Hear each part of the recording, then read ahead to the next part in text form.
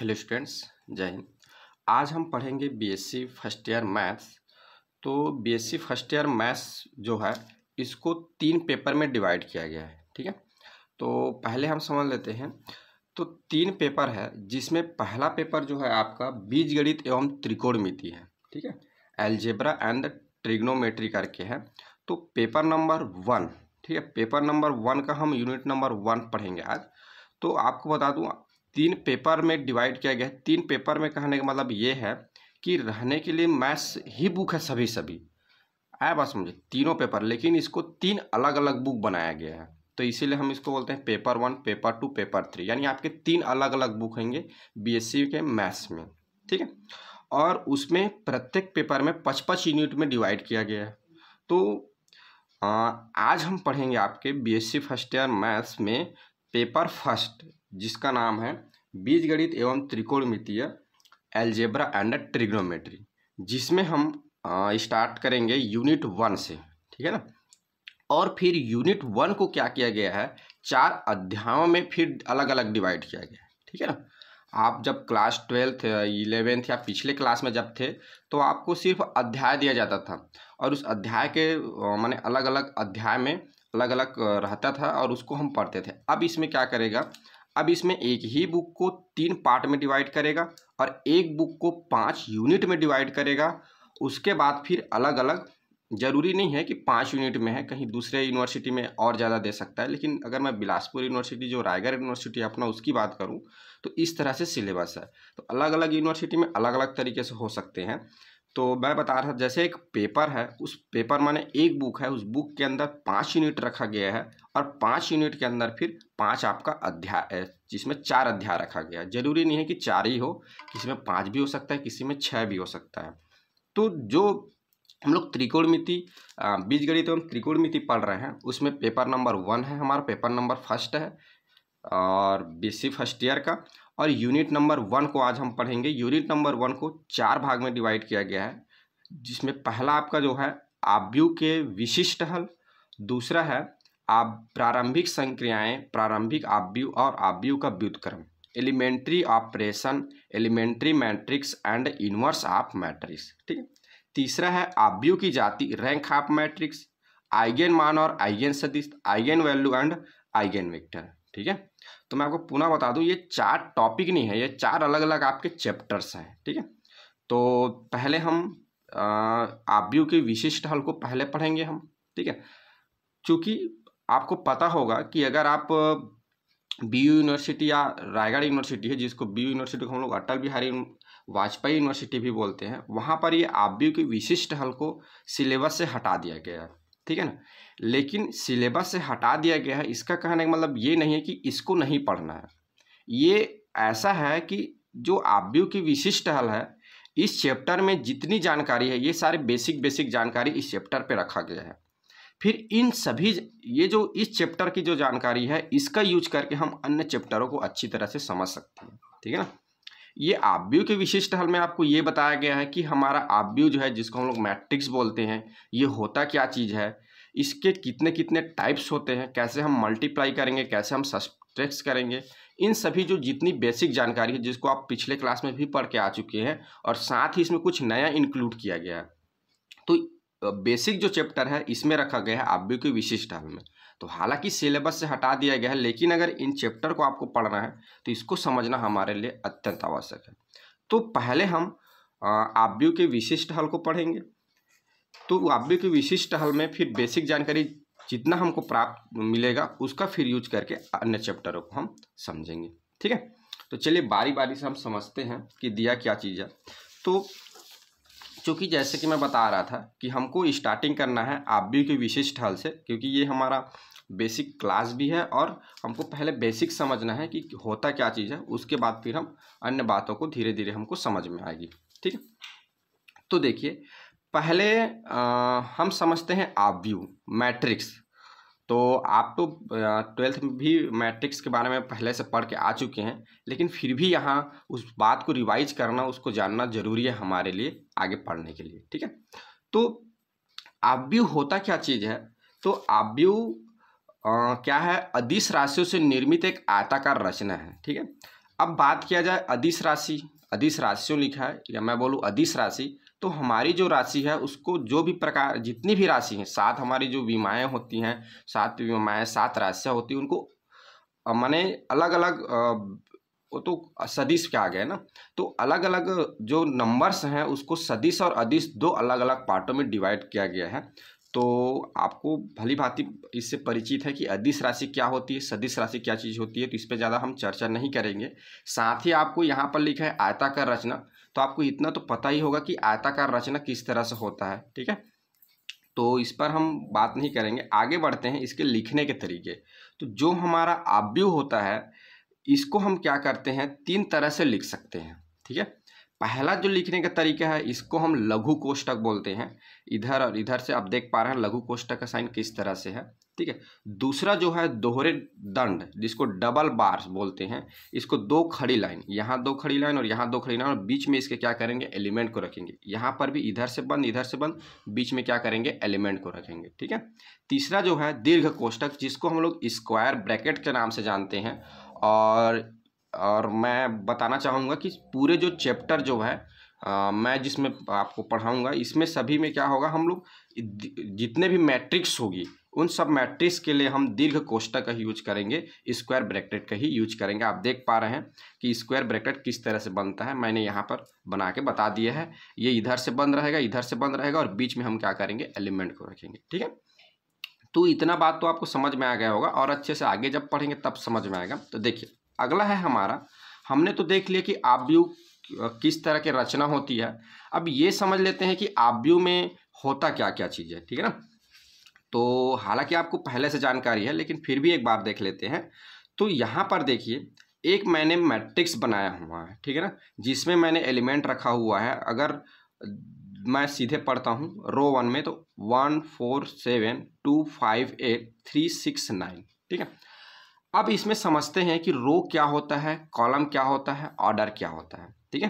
तो सबसे पहले हम समझते हैं रो। देखिए रो जिसको हम लोग हिंदी में पंक्ति बोलते हैं, तो रो किसको बोलेंगे, क्षैतिज रेखा में जो रखे हुए एलिमेंट जो होंगे उसको हम लोग रो बोलेंगे। क्षैतिज रेखा माने ये देख पा रहे हैं इस तरह से जब खींचते हैं लेफ्ट साइड से राइट साइड, तो उसको हम लोग बोलते हैं क्षैतिज रेखा। देखिए पहले अगर क्षैतिज रेखा की बात करूं, या इसमें मैं क्षैतिज रेखाओं की बात करूं कि ऐसा क्षैतिज रेखा खींचूं जिसमें एलिमेंट आए, तो आप देख पा रहे हैं एक 1 जाएगा, यहाँ से 2 जाएगा, यहाँ से 3 जाएगा, ठीक है ना। तो पहले जो क्षैतिज रेखा रहेगा उसको हम लोग बोलेंगे R1। R1 कहने का मतलब शॉर्ट फॉर्म में लिखा है रो का R1, जिसको हम लोग बोलेंगे पंक्ति 1 या रो 1, ठीक है। तो ये हमारा है 1 4 7, ये रो 1 के एलिमेंट है, ठीक है। R2 है 2 5 8 है, ये R2 होगा यहाँ से यहाँ। R3 जो होगा 3 6 9 होगा, यहाँ से लेकर यहाँ तक ऐसे एक सीधी लाइन, ठीक है। यानी ये हमारा रो 1 रो 2 रो 3, ठीक है। अगर मैं कॉलम की बात करूं, स्तंभ की बात करूं, तो ऊर्ध्वाधर रेखा, ऊर्ध्वाधर रेखा माने हालांकि ऊर्ध्वाधर रेखा नीचे की ऊपर की ओर चलता है, लेकिन यहाँ पे शो करने के लिए खड़ी लाइन खींच दिया गया है, और इसमें बताया गया है तीर का निशान ऐसे, क्योंकि ऊर्ध्वाधर नीचे से ऊपर जाता है हालांकि रेखा, ठीक है ना। लेकिन यहाँ पर हम क्या करेंगे, जो हमारे कॉलम रहेंगे उसको ऊपर से नीचे देखेंगे, लेकिन ये खड़ी लाइन ही रहेगा, ये इसीलिए इसको बोला गया ऊर्ध्वाधर रेखा, ठीक है। तो यहाँ पर देखिए ये हमारा C1 होगा, ये C2 होगा, ये C3 होगा, यानी ये कॉलम 1 कॉलम 2 कॉलम 3, ठीक है, जिसको हम लोग शॉर्ट में C1 C2 C3 C4 C5 C6 इतना हम लोग डिनोट करेंगे आगे, जब जितनी आपको आवश्यकता होगी उसके अनुसार हम लिखेंगे। चूंकि यहाँ हम समझ रहे हैं तो मैं छोटे से फॉर्म में यहाँ पे लिखा हूँ, ठीक है। अब हम बात को समझते हैं ऑर्डर। तो यहाँ देखिए मैं लिखा हूँ ऑर्डर इक्वल होता है रो इंटू कॉलम, ठीक है ना। रो इंटू कॉलम नहीं, रो क्रॉस कॉलम पढ़िए, क्योंकि इसको इंटू नहीं पढ़ते हैं, इसको हम लोग क्रॉस पढ़ते हैं मैट्रिक्स में जब हम उसके ऑर्डर को जब रीड करते हैं, तो ठीक है। जैसे यहाँ पर आप देख पा रहे हैं, तो रो क्रॉस कॉलम कहने का मतलब ये है, इसको मेरे बताने का मतलब ये है कि कभी भी जब भी हम मैट्रिक्स में जब लिखेंगे रो और कॉलम के नंबर को, तो सबसे पहले हमको रो के ही एलिमेंट को लिखना है, उसके बाद रो के नंबर को लिखना है, माने कितने रो हैं, उसके बाद हमको कॉलम के नंबर को लिखना है, कितने उसमें कॉलम है। ये हमेशा इसी रूल का फॉलो करेगा। अगर आप पहले कॉलम के लिख देते हैं बाद में रो को लिख देते हैं, तो ये क्या हो जाएगा, गलत हो जाएगा। हमारा ऑर्डर लिखने का, मैट्रिक्स का ऑर्डर लिखने का तरीका है, पहले हम रो की संख्या, पंक्तियों की संख्या, दूसरा फिर कॉलम की संख्या, स्तंभ की संख्याओं को लिखेंगे। ठीक है, अब देखिए यहाँ पर अगर रो की बात किया जाए तो यहाँ पे 3 रो है। ठीक है ना, 3 रो है तो यहाँ पे मैंने लिख दिया 3, और कॉलम की बात किया जाए तो यहाँ पे 3 है तो मैंने कॉलम के स्थान पे क्या लिख दिया, 3 लिख दिया। अब बात आती है इसको पढ़ते कैसे हैं। तो इसका पढ़ने का तरीका है, जैसे ऑर्डर है आपका 3x3 तो इसको पढ़ेंगे 3x3। ठीक है, 3x3, इसको हम लोग गुणा नहीं बोलेंगे, यहाँ पे हम क्रॉस वर्ड का यूज करेंगे। ठीक है, 3x3। ये बात तो आपको समझ में आ गई, आप पढ़ते कैसे हैं। अब समझते हैं, ये तो हम समझ लिए कि हमारा रो क्या कौन कौन से होते हैं, पंक्ति कौन कौन से होते हैं, कॉलम कौन कौन से होते हैं, स्तंभ कौन कौन से होते हैं। अब देखते हैं ये जो नंबर्स रखे हुए हैं, अगर हम इन सबको एक साथ इकट्ठा करके लिख दें तब उसको हम क्या बोलेंगे। तो ये जो है 1 2 3 4 5 6 7 8 9, ये सभी को हम लोग बोलते हैं एलिमेंट अव्यय।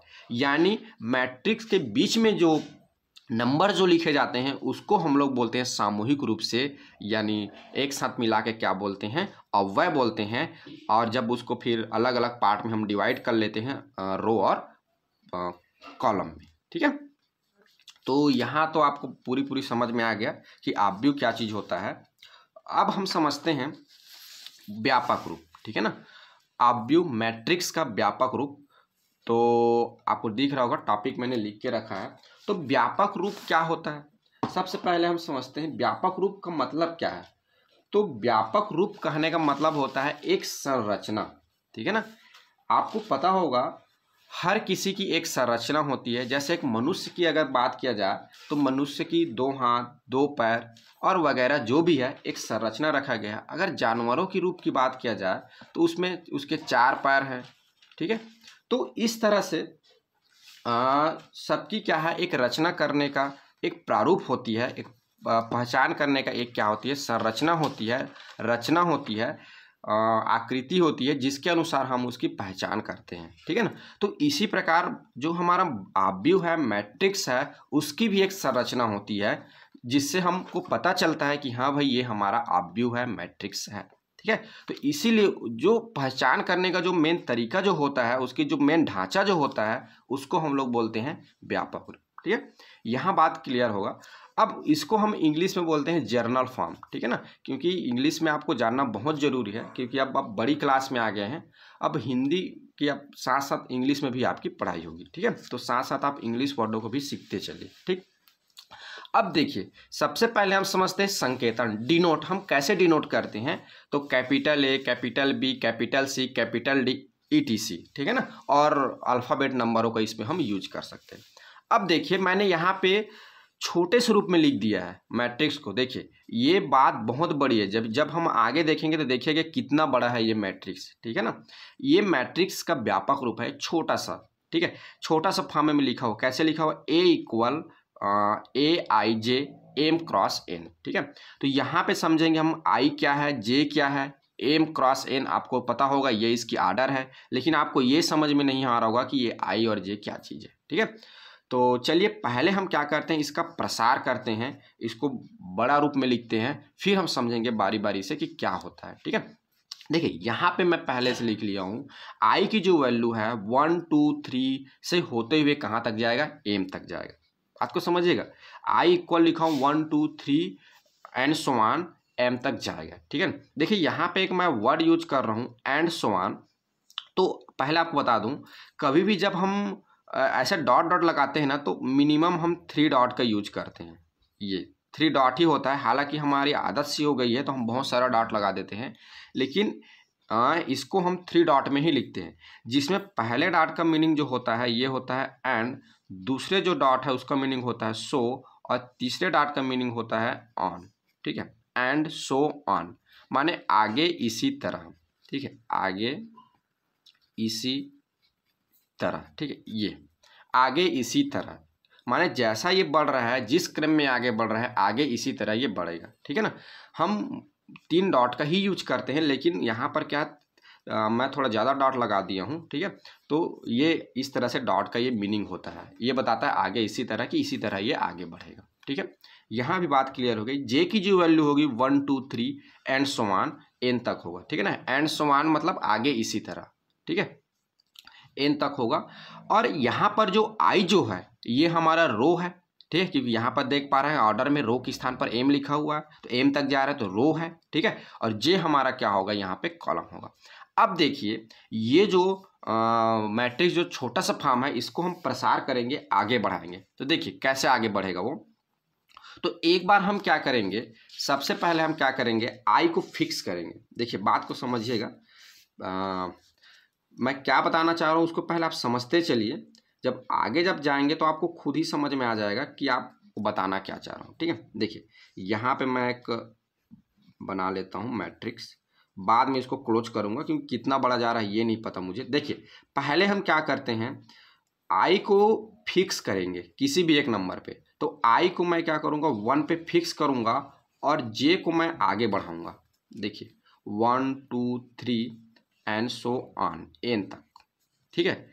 आई को फिक्स करूँगा और जे को आगे बढ़ाऊँगा एन तक। तो देखिए कैसे बनेगा, ये देखिए यहाँ पे ए लिखा है, अब मैं क्या करूँगा आई को फिक्स कर दिया, सॉरी दिख नहीं रहा इधर, यहाँ पर स्मॉल ए लिखा है, आई को फिक्स कर दिया और जे को आगे बढ़ाना है। देखिए आई को फिक्स करूँगा मतलब किस पे फिक्स करूँगा, 1 पे, तो ये हो जाएगा अपना A1 फिक्स कर दिया।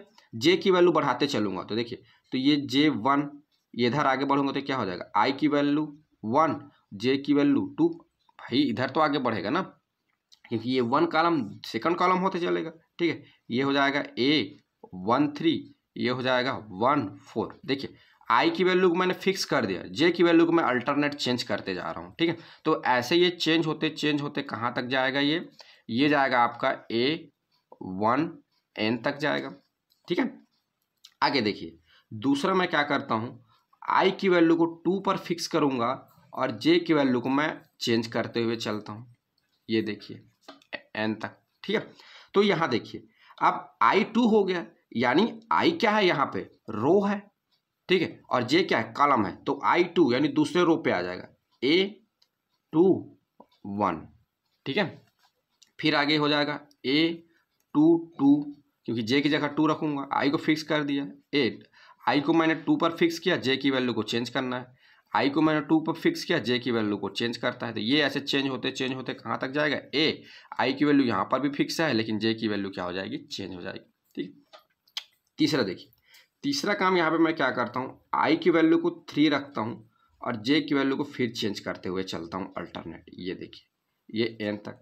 तो यहाँ क्या हो जाएगा, ए की जगह 3 हो जाएगा, आई की वैल्यू फिक्स हो गया, जे की वैल्यू चेंज होगा 1, A3 2, A3 4, सॉरी 3 3 आएगा यहाँ पे, A3 4, ये फिर ऐसे चेंज होते हुए कहाँ जा पाए, आई की वैल्यू फिक्स है 3 पर, ये अंतिम कहाँ तक जाएगा, जे की वैल्यू एन तक जाएगा, ठीक। अब देखिए अगर मैं इस आई को इसी तरह आगे बढ़ाते जाऊं तो कहाँ तक जाएगा, आई मेरा कहाँ तक जाएगा, एम तक जाएगा, तो आई मेरा हो जाएगा एम। और जे को मैं क्या करते चलूं, इसको भी, ठीक है, इसको भी आगे बढ़ाऊं, ठीक है। देखिए यहाँ को, ये नंबर को जब आगे बढ़ाऊंगा ना तो ये एम तक जाएगा, ठीक है। जे को फिर अल्टरनेट रखूं 1 2 3, ये एंड सो ऑन एन, ठीक है। तब ये क्या हो जाएगा, देखो तब ये क्या होगा, चूंकि देखो ये इसको मैं आगे बढ़ाऊंगा आई को तो ये आगे बढ़ जाएगा ये, ठीक है, एंड सो ऑन इसी तरह नीचे चला जाएगा आगे। तो यहाँ पर आई की वैल्यू मेरा हो जाएगा एम, ठीक है, और जे की वैल्यू क्या हो जाएगा 1 पहले के लिए, क्योंकि देखो आई को मैंने कहाँ फिक्स कर दिया, एम पर फिक्स कर दिया, आई को पहले 1 पर फिक्स किया, आई को फिर 2 पर फिक्स किया, आई को 3 पर फिक्स किया और जे को अल्टरनेट चेंज करते हुए चला मैं, अल्टरनेट माने क्रमशः 1 2 3 4 ऐसा अल्टरनेट हाँ, एक बार ये फिर इस बार ये, एक बार नहीं अल्टरनेट नहीं, सॉरी अल्टरनेट वर्ड गलत यूज कर रहा हूँ, अल्टरनेट नहीं क्रमशः वर्ड का यूज करेंगे यहाँ पे, ठीक है ना, क्रमशः 1 2 3 4 क्रम के अनुसार रखते गए सभी को, ठीक है ना, बारी बारी से रखते गए, ठीक है, अल्टरनेट वर्ड यूज नहीं होगा, मैं गलत बोल रहा हूँ, ठीक। तो आई यहाँ चले, फिर 1 2 3 ये कहाँ तक पहुँच गया, एम तक, तो यहाँ हम आ गए एम तक, लेकिन जे भी हमारा तो अभी चेंज हो रहा है ना 1 2 3, तो जे पहले 1 रखेंगे, फिर ये और आगे जाएगा, ये इधर आते जाएगा, ये भी आते जाएगा, ये भी आते जाएगा, ये भी आते जाएगा, ठीक है। तो ये हमारा हो जाएगा AM2 AM3 AM4, और देखिए ये फिर ऐसे आगे बढ़ते हुए चलेगा तो कहाँ तक पहुँच जाएगा, ये ये 1 2 3 हमारा m तक आ जाएगा, और इधर से जो j पर जो रखा है 1 2 3 ये कहाँ पहुँच जाएगा, n तक पहुँच जाएगा। तो ये हो जाएगा हमारा m क्रॉस n। ये हमारा बन गया एक मैट्रिक्स का व्यापक फॉर्म, मैट्रिक्स का जर्नल फॉर्म। ठीक है, तो ये हमारा होता है मैट्रिक्स जर्नल फॉर्म, और इसकी जो रचना होती है वो इस तरह से होता है। और आपको ये यहाँ से इस छोटे से मैट्रिक्स से इतना बड़ा विशाल मैट्रिक्स हम बना सकते हैं। आप समझ सकते हैं, इतना इधर जितना चाहे उतना बड़ा आगे बढ़ा सकते हैं, और इधर जितना चाहे उतना बड़ा उतना आगे हम बढ़ा सकते हैं। ठीक है ना, माने ये मैट्रिक्स जितना बड़ा बनाना चाहे हम उतना बड़ा बना सकते हैं। इसका कहने का मतलब ये है कि इतना बड़ा जो मैट्रिक्स दिया गया है शॉर्ट फॉर्म में अब हम उसको इतना छोटा सा मैट्रिक्स लिखेंगे। तो इसका मतलब समझिए A equal a i j m cross n का मतलब ये होता है matrix A equal a i j m cross n का मतलब क्या है, पूरे मैट्रिक्स इसमें समाहित है, पूरे प्रकार का मैट्रिक्स समाहित है। अगर हम m की वैल्यू को कहीं फिक्स कर दें तो हम वहीं तक आगे बढ़ेंगे, n की वैल्यू को कहीं फिक्स कर दें तो हम वहीं तक आगे बढ़ेंगे, और उसके अनुसार ही हमारा क्रम होगा। चूंकि यहाँ पर i की वैल्यू अपना m पर फिक्स है, सॉरी i की वैल्यू m तक जाता है और j की वैल्यू n तक जाता है, यानी i रो है। तो आप देखिए रो कहाँ है, कहाँ तक जा रहा है रो हमारा, तो रो को अगर काउंट करें तो ये याद देखिए, ये पहला रो, ये दूसरा रो, ये तीसरा रो, और ये कहाँ m1 रो, यानी रो हमारा क्या है यहाँ पर m है। और क्रॉस कॉलम को लिखते हैं, पहला कॉलम, दूसरा कॉलम, तीसरा कॉलम, चौथा कॉलम, और ये हमारा हो जाएगा nवां कॉलम n। तो ये हो जाएगा n, यानी इस मैट्रिक्स की जो ऑर्डर हो जाएगी ये कितना हो जाएगा हमारा m क्रॉस n हो जाएगा। ठीक है, तो आप हमेशा बात को याद रखेंगे। अब हम इस मैट्रिक्स का यूज नहीं करेंगे, इतना बड़ा मैट्रिक्स हम हर जगह नहीं लिखेंगे, हम ये छोटे से मैट्रिक्स का यूज करेंगे। और इस छोटे मैट्रिक्स का बड़ा रूप ये होता है, इसकी जो रचना है, इसकी माने व्यापक रूप ये है, बड़ा रूप, व्यापक माने बड़ा रूप इसका ये है, और छोटा रूप क्या है, ये है। ठीक है, तो आप समझेंगे दोनों का मीनिंग क्या है, इसका और ये दोनों आपस में क्या है, इक्वल ही है। ठीक है, चलिए आपको तो ये बात अब समझ में आ गई। अब हम इसमें थोड़ा सा और समझते हैं कि आई और जे, जैसे आप देख पा रहे हैं यहाँ पे ए आई जे लिखा है, क्या लिखा है, ए आई जे। तो ये आई क्या है, जे क्या बताता है, इस चीज़ को हम लोग समझते हैं। तो इसको समझने के लिए यहाँ से कोई भी हमको एक एलिमेंट उठाना होगा। जैसे देखिए मैं एक एलिमेंट उठा दिया A23। अगर आपको मैं सिंपल भाषा में बताऊं कि आई और जे क्या बताता है, तो ये है कि आई और जे एड्रेस को बताता है। जैसे हर चीज़ का एक लोकेशन होता है, एक एड्रेस फिक्स होता है। अगर आपकी घर के एड्रेस की बात किया जाए तो उसका एड्रेस फिक्स है, आपका मकान नंबर दिया गया है आपको, माने एक नंबर अलॉट है आपको, एक गांव में एक गली में एक मकान नंबर दिया गया है, जहाँ से क्या होता है एक फिक्स जगह पर आपके घर है, और जिसके थ्रू कभी भी जब आप जब पोस्टमैन जब आपको चिट्ठी देने आता है तो किसके थ्रू आता है, उसी एड्रेस के थ्रू आता है। उसी प्रकार इस एलिमेंट का भी क्या होता है, एड्रेस होता है, उसका जगह फिक्स होता है। तो उसकी जो जगह फिक्स है उस जगह को बताने के लिए हम आई और जे का यूज करते हैं। ठीक है ना, और हमेशा एक बात याद रखेंगे, जैसे एम क्रॉस एन में बताया तो पहले आई को लिखा जाता है, बाद में जे को लिखा जाता है। यानी पहले जो लिखा जाएगा, जरूरी नहीं है कि आई देख क्लास में जब आगे बढ़ेंगे तो जे भी इधर आ जाता है, लेकिन पहले रो ही लिखते हैं, उसके बाद हम कॉलम के ही लिखते हैं। तो आई यहाँ पे रो है और जे हमारा कॉलम है। तो देखिए यहाँ पे अगर बात किया जाए A23, तो यहाँ पे अगर देखा जाए तो यहाँ पर ये आई की वैल्यू क्या हो जाएगी, 2 हो जाएगी, और जे की वैल्यू क्या हो जाएगी, 3 हो जाएगी। तो खैर समझ गया। अब मैं बता रहा था कि आई रो होता है और आई क्या होता है, रो होता है, और एन जे क्या होता है, कॉलम होता है। तो यहाँ पर देखेंगे A=3, तो पहले तो A=3, ये A11, A12, A13 ये सभी हम क्या बोलेंगे, एलिमेंट बोलेंगे। ठीक है, ये सभी हमारे क्या है, एलिमेंट है। और यहाँ पे A23, तो यहाँ पर अगर पंक्ति देखा जाए तो यहाँ पर पंक्ति क्या है आपका 2 है, और स्तंभ जो है ये कितना है, 3 है। ठीक है, यानी A23 का कहने का मतलब A23 जो एलिमेंट है वो कहाँ पे रखा हुआ है, दूसरा पंक्ति और तीसरे स्तंभ पे रखा हुआ है। देखिए आप चलिए, दूसरा पंक्ति, पहला दूसरा पंक्ति, तीसरा स्तंभ, पहला दूसरा तीसरा, ये तीसरा, देख पा रहे हैं आप 2 3। ठीक है, तो पहले पंक्ति दूसरा स्तंभ पे ये एलिमेंट रखा हुआ है, उसके एड्रेस को बता रहा है। ठीक है, देखिए एक और एग्जाम्पल लेते हैं। जैसे देखिए A31, ठीक है, तो A31 का कहने का मतलब ये जो एलिमेंट है तीसरे पंक्ति पे और पहले स्तंभ पे रखा गया है। तो आप चलिए तीसरा पंक्ति, पहला दूसरा तीसरा, ये देखिए तीसरा आ गया और पहला स्तंभ, तो ये पहला स्तंभ, तो ये एलिमेंट है हमारा, ठीक है। तो यहाँ पर आपको समझ में आएगा किस तरह से क्या क्या होता है। ये जो नंबर है एलिमेंट के एड्रेस को बताता है। अब पुनः फिर बात को समझिएगा, यहाँ पे ये मैट्रिक्स है, ठीक है, लेकिन यहाँ पे ये बड़ा फॉर्म में मैट्रिक्स बोलते हैं, लेकिन ये जो छोटे छोटे जो नंबर रखे हुए हैं एक एक डिजिट का, उसको हम लोग बोलेंगे एलिमेंट। दोनों में अंतर है, ये पूरे को हम मैट्रिक्स बोलेंगे और ये छोटे से फॉर्म को हम क्या बोलेंगे, एलिमेंट बोलेंगे। यानी एलिमेंट से मिलकर क्या बनता है, हमारा मैट्रिक्स बनता है, ठीक है ना। बहुत सारे एलिमेंट को मिला के हम मैट्रिक्स बनाते हैं, ठीक है। अब यहाँ पर आपको ये बात तो समझ में आ गई कि ये अपना एड्रेस बता रहा है, लोकेशन बता रहा है। तो इस तरह से हमारा क्या होता है, जो मैट्रिक्स का व्यापक जो टॉपिक था, व्यापक रूप समझाने का, ये यहाँ पे समाप्त होता है। फिर आगे हम देखते हैं जो आव्यूह जो होता है, जो हमारा मैट्रिक्स होता है, उसको क्या किया गया है, बहुत सारे प्रकार में डिवाइड किया गया है, विभिन्न पार्टों में क्या किया गया है, उसको बांटा गया है, ठीक है।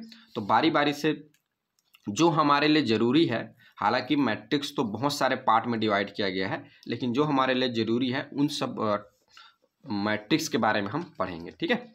अब देखिए मैट्रिक्स के प्रकार, टाइप्स ऑफ मैट्रिक्स। तो पहला हमारा मैट्रिक्स है पंक्ति आव्यूह, रो मैट्रिक्स, ठीक है।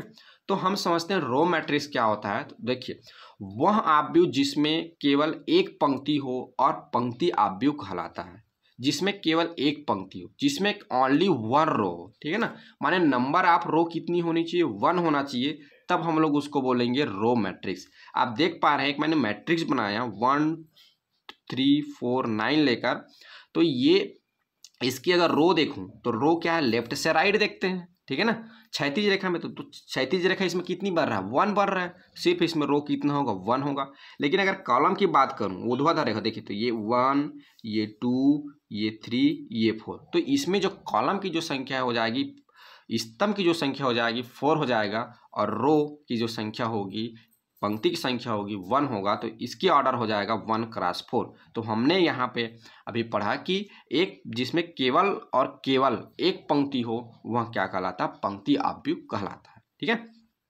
इसका जस्ट अपोजिट है स्तंभ आव्यूह। देखिए वह आव्यूह जिसमें केवल एक स्तंभ होते हैं, ओनली 1, ठीक है, ओनली 1 स्तंभ होते हैं, स्तंभ आव्यूह कॉलम मैट्रिक्स कहलाता है, ठीक है। यहाँ पर भी देखिए, चलिए एक मैट्रिक्स लिया हूँ बी, ठीक है, इसमें हम इसकी ऑर्डर लिखते हैं। देखिए तो इसमें अगर रो काउंट करूँ, देखिए तो एक 1 रो, ये 2 और ये 3, तो इसकी रो कितनी हो जाएगी 3, और कॉलम देखिए तो सिर्फ एक कॉलम ही बनेगा, एक ही ऊर्ध्वाधर लाइन बनेगा, ऊर्ध्वाधर रेखा बनेगा।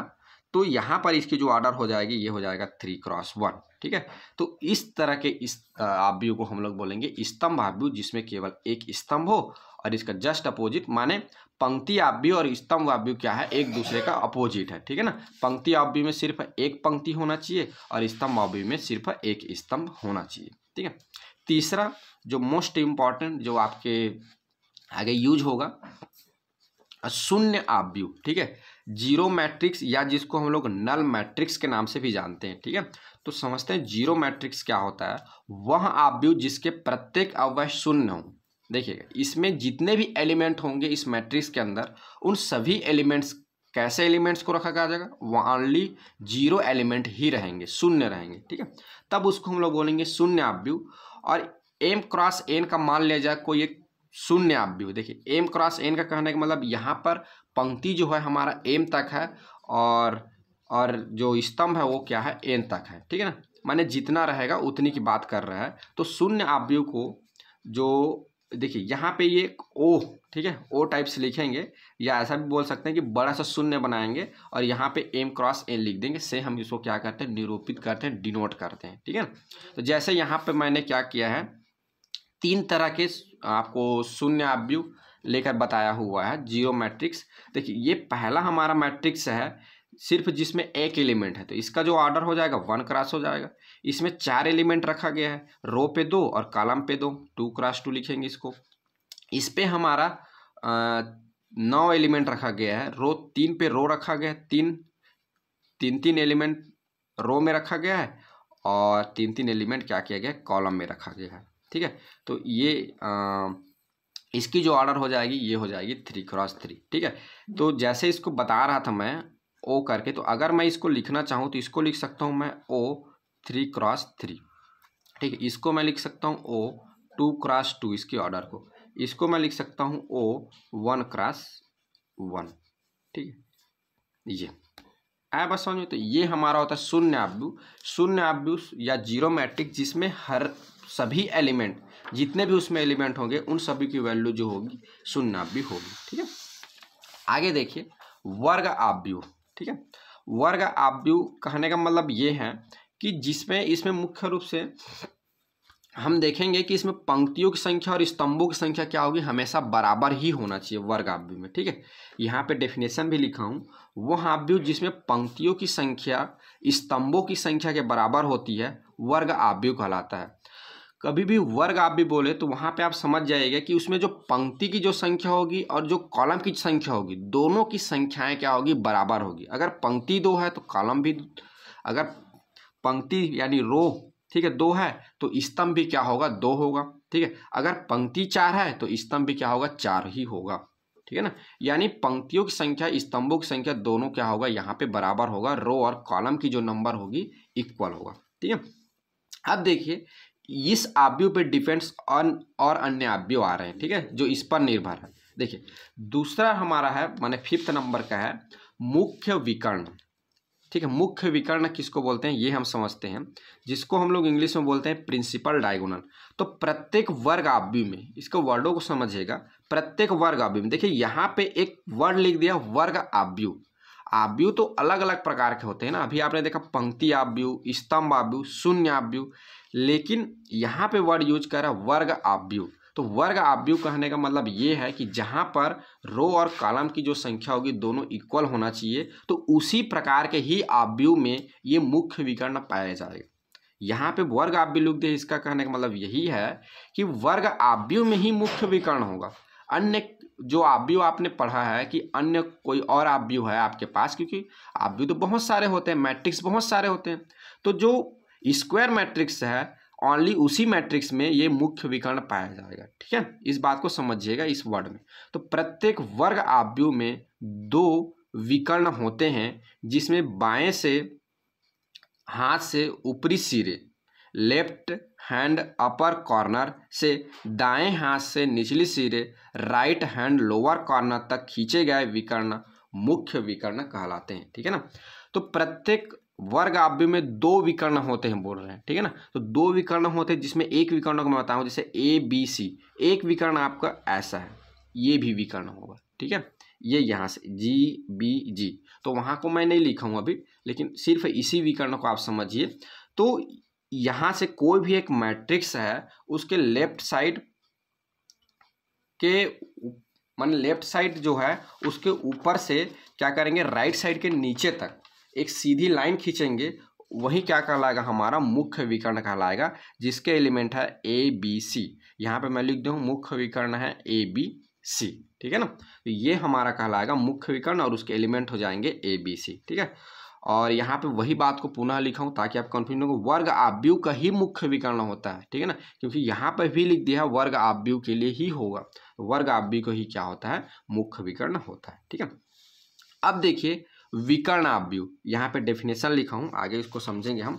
विकर्ण आव्यूह किसको बोलेंगे? ठीक है, तो देखिए वह वर्ग आव्यूह, यहाँ पर भी वर्ग शब्द का यूज हो रहा है, स्क्वायर मैट्रिक्स यूज हो रहा है, तो ओनली विकर्ण जो होगा हमारा स्क्वायर मैट्रिक्स में ही होगा, अन्य मैट्रिक्स पे नहीं होगा। ठीक है, तो वह वर्ग आव्यूह जिसमें मुख्य विकर्ण अवयव को छोड़कर सभी अवयव शून्य हों, विकर्ण आव्यूह कहलाता है। देखिए समझिएगा बात को, मुख्य विकर्ण में जरूरी नहीं है कि विकर्ण के एलिमेंट हो बाकी एलिमेंट 0 हो, ऐसा जरूरी नहीं है। ये वाला मुख्य विकर्ण का एलिमेंट कुछ भी हो सकता है, ये सारे एलिमेंट कुछ भी हो सकता है। ठीक है ना, लेकिन इस पे कंडीशन दे के रखा हुआ है कि विकर्ण आव्यूह में सिर्फ मुख्य विकर्ण के, ठीक है ना, मुख्य विकर्ण के माने लेफ्ट साइड के ऊपर से नीचे, राइट साइड के नीचे तक के जो एलिमेंट होगा, ठीक है, वह क्या होगा, उसकी वैल्यू होगी, लेकिन उन मुख्य विकर्ण को छोड़कर अन्य जो विकर्ण होंगे उसकी वैल्यू, सॉरी अन्य विकर्ण बोलता हूँ, अन्य जो अवयव होंगे, अन्य जो एलिमेंट होंगे,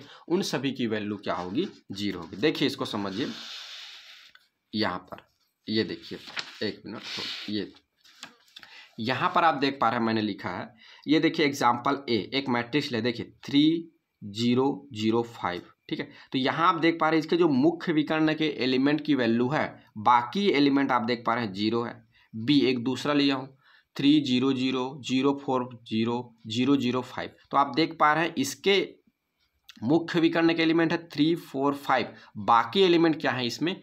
0 है। तो इस तरह से जो विकर्ण होंगे, इस तरह के जो मैट्रिक्स होंगे, उसको हम लोग बोलेंगे विकर्ण, डायगोनल मैट्रिक्स विकर्ण आव्यूह, ठीक है। और इसको हम लोग लिखेंगे A इक्वल डायगोनल, डायगोनल का साथ DIG और 3 5, ठीक है। इसको लिखेंगे B शॉर्ट फॉर्म में DIAG 3 4 5, यानी जो मुख्य विकर्ण है उसकी ही वैल्यू को हम यहाँ पे पुट कर देंगे, लिख देंगे, और बाकी क्योंकि एलिमेंट 0 होता है तो बाकी एलिमेंट को लिखने की जरूरत नहीं है, ठीक है। तो ये हमारा कहलाता है विकर्ण आव्यूह, ठीक है।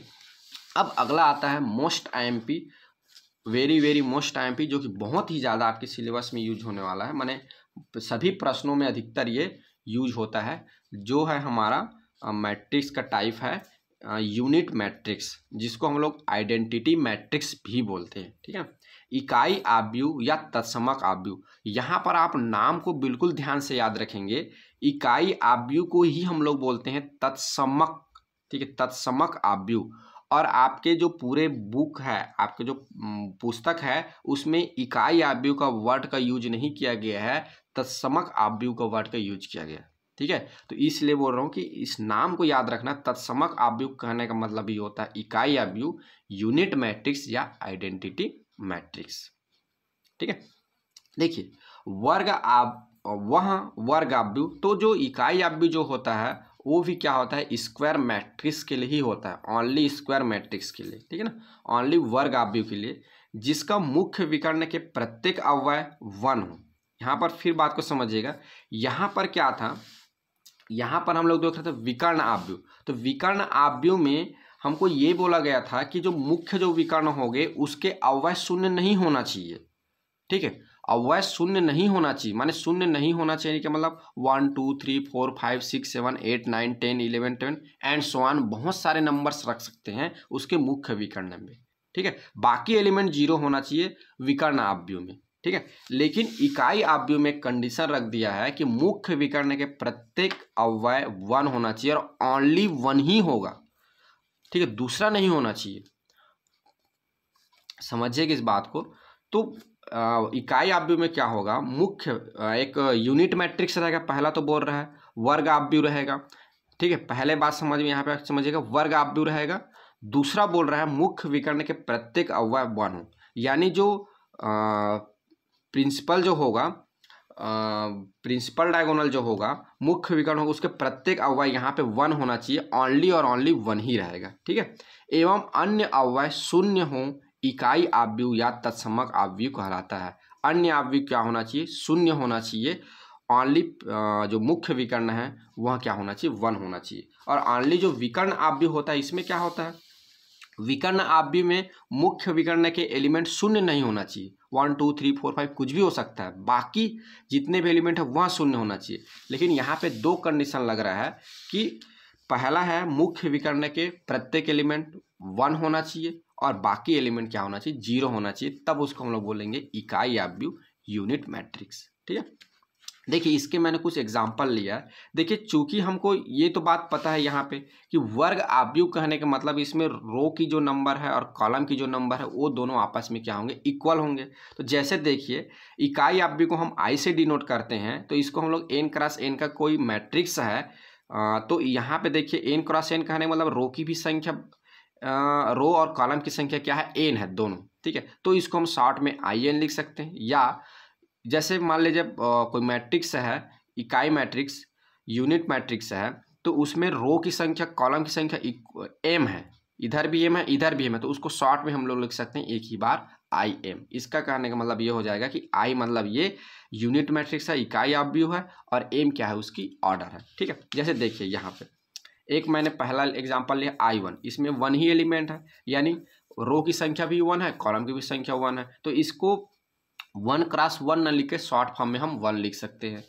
I2 को ये 2 क्रॉस 2 है रहने को, 2 कॉलम और 2 स्तंभ है, तो इसको शॉर्ट में I2 लिख सकते हैं। ठीक है, यहाँ पे देख पा रहे हैं I3, तो पहला रो, दूसरा रो, तीसरा रो, पहला कॉलम, दूसरा, तीसरा कॉलम, इसमें 3 रो और 3 कॉलम है, जिसको हम शॉर्ट में क्या लिख सकते हैं, 3 लिख सकते हैं। और आप यहाँ पे देख पा रहे होंगे मैंने जो ऊपर बात रखी थी कि मुख्य विकर्ण 1 होना चाहिए, तो आप देख पा रहे हैं यहाँ पे ओनली 1 है, तो एक ही वैल्यू है, तो वहाँ पर 1 रखना पड़ेगा। लेकिन इसके अगर मुख्य विकर्ण देखा बात देख पा रहे हैं यहाँ पे 1 1 1 है और बाकी एलिमेंट क्या है, 0 है। ये ओनली ये विकर्ण जो मुख्य विकर्ण है उसकी ही वैल्यू क्या है, 1 है, बाकी विकर्ण 0 है। ठीक है, यहाँ पर भी देख पा रहे हैं 4 क्रॉस 4 कर लिया गया है, तो ये मुख्य विकर्ण की वैल्यू 1 है और बाकी विकर्ण 0 रहेगा। माने इस तरह से इकाई आव्यूह रहेगा, यूनिट मैट्रिक्स रहेगा। ठीक है, जिसको हम लोग तत्समक आव्यूह या आइडेंटिटी मैट्रिक्स के नाम से भी जानते हैं। ठीक है, तो ये रही बेसिक क्लास। इतनी जानकारी को आप याद रखेंगे, क्योंकि ये सभी जो जानकारी है आगे चल के आपका यूज होना है, और इसी के यूज करके फिर बाकी जो अन्य जो आपका अगला जो चैप्टर्स आएगा, क्योंकि आव्यूह के विशिष्ट हल को आपके सिलेबस से हटा दिया गया है, तो उस पर ज़्यादा हम चर्चा नहीं करेंगे। जो हमारे आगे यूज होने वाला है उतना ही सब पढ़ेंगे, और बाकी बीच बीच में अगर कुछ छूट गया होगा तो बीच में उसको लेते हुए हम चलेंगे फिर। ठीक है, तो ये आव्यूह के विशिष्ट हल यहाँ पे ख़त्म होगा। आगे फिर हम लोग क्या बोलते हैं, थोड़ा सा इस पर और बेसिक लेंगे कि जो मैट्रिक्स होता है उसको कैसे हम ऐड करते हैं, कैसे हम सब्सट्रैक्ट करते हैं और कैसे हम मल्टीप्लाई करते हैं। उसके बाद फिर हम प्रारंभिक संक्रियाओं के जो चैप्टर है उसको हम पढ़ेंगे। ठीक है, तो पहले एक बार देखिए, हम समझ लेते हैं कि हमने क्या क्या पढ़ा। तो देखिए, पहले हमने आव्यूह को समझा कि आव्यूह हमारा क्या चीज़ होता है, आव्यूह को हम कैसे लिखते हैं, इसको हमने जाना। उसके बाद फिर हमने देखा कि व्यापक रूप की आव्यूह का व्यापक रूप किस तरह से होता है, आव्यूह की रचना और उसकी संरचना कैसे हम करते हैं। ठीक है, फिर उसके बाद हमने देखा कि जो आव्यूह होती है उस कितने प्रकार के होते हैं। तो आव्यूह के हमने प्रकार देखा, जिसमें पहले पंक्ति आव्यूह, स्तंभ आव्यूह और शून्य आव्यूह। उसके बाद फिर हमने वर्ग आव्यूह, और फिर उसके बाद विकर्ण को समझा, जिसमें मुख्य विकर्ण को समझा। फिर विकर्ण आव्यूह क्या चीज़ होता है उसको हमने जाना। फिर उसके बाद हमने इकाई आव्यूह, जिसको हम लोग तत्समक आव्यूह, यूनिट मैट्रिक्स या आइडेंटिटी मैट्रिक्स बोलते हैं, उसको हमने देखा। ठीक है, तो आज के बस इतना ही पढ़ेंगे, बाकी फिर नेक्स्ट क्लास में नेक्स्ट जानकारी के साथ, नेक्स्ट टॉपिक के साथ मिलते हैं। Thank you, bye.